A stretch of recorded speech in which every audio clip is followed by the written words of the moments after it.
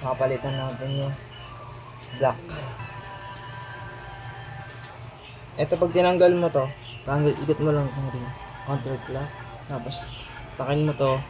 Hatakin mo yan. Meron tong ring, ayan, o-ring na maliit. Tapos, kailangan, pag tinanggal mo to, nakaangat lang yan. Para hindi siya tumulo. Para hindi tumulo lahat ng ibang part. Ikot mo lang. Okay, ikot. Ayan. Papansin mo dito. Kapag ito lumuwag na, itong, babawasan mo siya na onte. Gamit yung, yung cutter na yan. Para yung susunod na ididikit natin. Pero sa tingin ko ngayon, okay pa siya. Hindi pa siya yung sobrang luwag.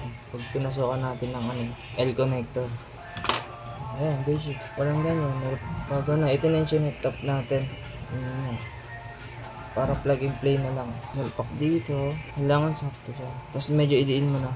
Diin. Para sure natin na hindi siya sakto dito sa gilid. Tapos ito. Yung lock. Igat-igat lang pa clockwise hanggang mag-lock. Ayan. Ito muna pag-install muna kasi hindi natin mapapagkasya lahat.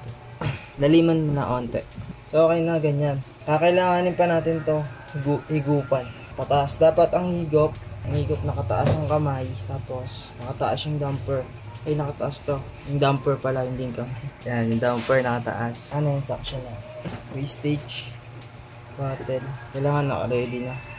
Pati na. Syringe. Kaya gamitin natin pang higop dito sa damper. So ito na. Huwag mo ito ibababa itong hose na to. Kasi pag binaba mo yan na walang ganito, tutulo. Higupin yan to.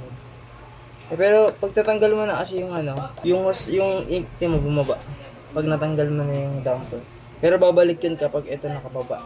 So ito na. Tingnan mo. Hanggat hindi pa lumalabas yung dyan.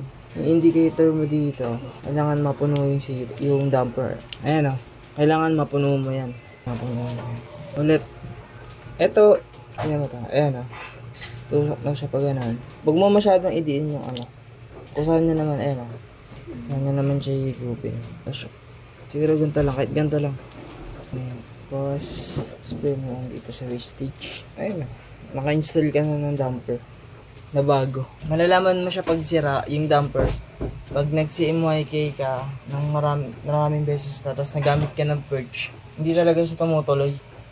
Green siya muna, tapos biglang mawawala. Ayun, tapos tinesting mo uli siya is-action. Tapos ganun pa rin, nag-purge ka, tapos nag-print. Wala. Ayun, sign na yun na sira yung damper. Minsan kasi, yung damper, yung cupping naman hindi humigop. Matigas na yung yung gilid ng ayan, ganun na.